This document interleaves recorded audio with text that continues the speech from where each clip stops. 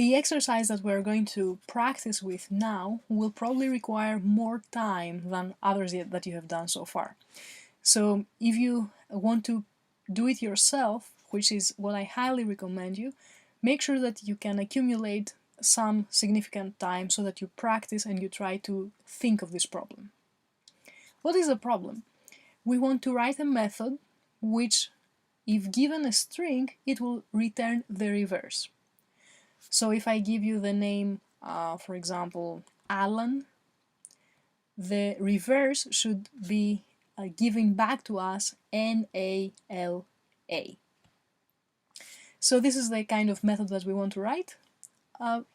Take the problem and try to work on it and find how to write the reverse.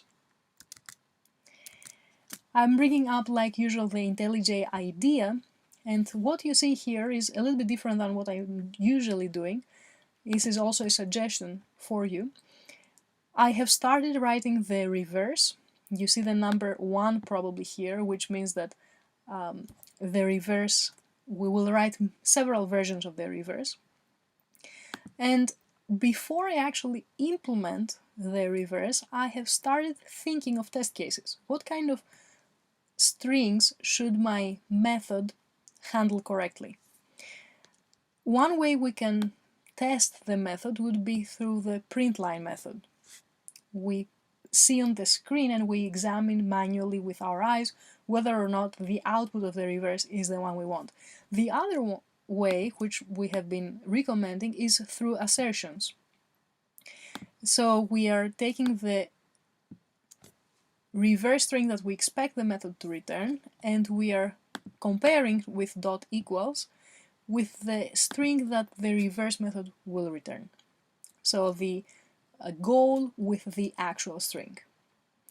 Now, this is the first time that we're seeing assertions in IntelliJ IDEA. Like before, the JDK will not automatically have assertions enabled, they are actually disabled. So if you want to use assertions, you need to go ahead and enable them. How can you do that? You go to the menu for Run and click on Edit Configuration. Then under the Configuration tab, you will see the VM options. Remember, the option that we provide for assertions is actually during runtime, when the JVM runs, not compile time. So we provide EA, enable assertions there, and then now when we compile and we run our code, the assertions will be enabled, we will be able to see. Now, if I run the code as it is, what you would expect the assertions to do? We would expect them to fail, right? Because we have no code here. So let's go and correct that. Let's make our code correct. What do we need to do? We are given, we are given a string and we want to reverse it. What does that really mean? So we have, for example, a string that has 5 characters. What does it mean that I reverse it? It means that I will take the last character and make it first, the character before last make it second, and so forth. In other words, I will have to go through the string, check character by character, and then create a new string that will have the characters in a different order. As a start, I'm going to have string R, which will be the reverse string that I'm going to return. And now the whole question is, how are we going to create string R? Since we know the length of the original string, it is likely, when we're writing our code, we don't quite know whether the idea will work or not, but we need to work on it a little bit in order to figure out whether it will work. So it is likely that I will need a for loop which will go through every character of the string.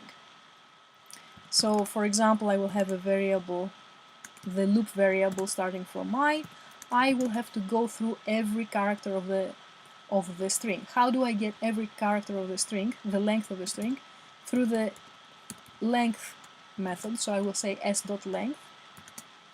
And remember, since we start the index of the string from 0, we really want the last character will have index s.length -1. and maybe go through every character one after the other. That's why we are only increasing I by 1. We want to examine every character. Now, at every time we go through a character, we probably are going to do something to R. And since we're examining every character, we're probably going to use the char_at method. And what is the index there that we will need to have is a question here. Now, let me point out that this is not the only way to implement reverse. This is not the only algorithm. I'm just providing one idea here. You may have correctly implemented it in a different way. What I'm going to implement here is the idea that I want the last character to be the first one, and I'm going to access that last character at the very first time of the loop. How can I access the last character? It will be the char_at what index. We already said it is going to be s.length minus 1. This is the index of the last character. Now, why is the compiler complaining here? And we can see the exact message here. It says change variable r type to char. And why is that? Because the char_at is returning something that is of type char. We have declared r as string. We will take care of that in a little bit. But before that, I want you to be confident in understanding what we're doing here. What will happen the very first time that we run the loop? The very first time we're going to put our hands on the last character of the loop. Great. What will happen the second time?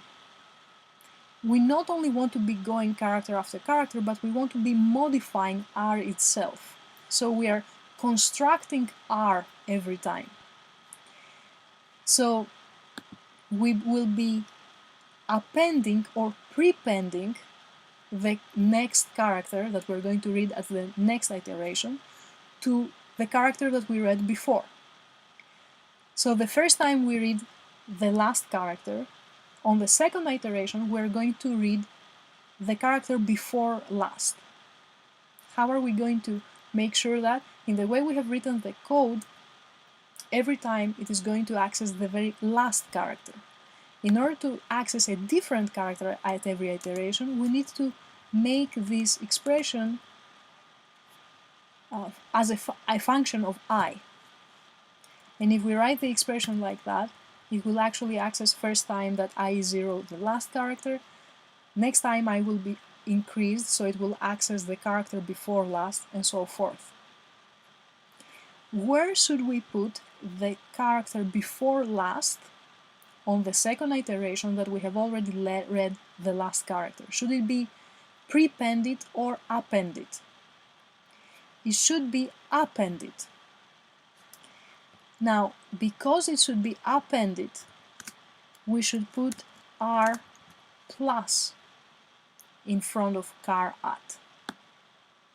And don't worry about the message that we see here for the moment. What we need to do is first of all understand this expression. Again, what will this expression do at the second iteration of the loop? From the first iteration we gave R the value which will be the last character of S. So on the second iteration, this R here is the last character of S. And we are adding to that the character before last of S. So if we have the string hi being S, first iteration through this one we are going to access I and assign that to R.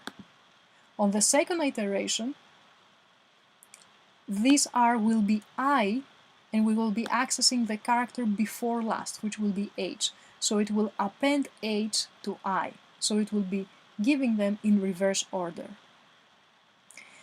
And for this to work at the very beginning, we should have R be empty at the very beginning.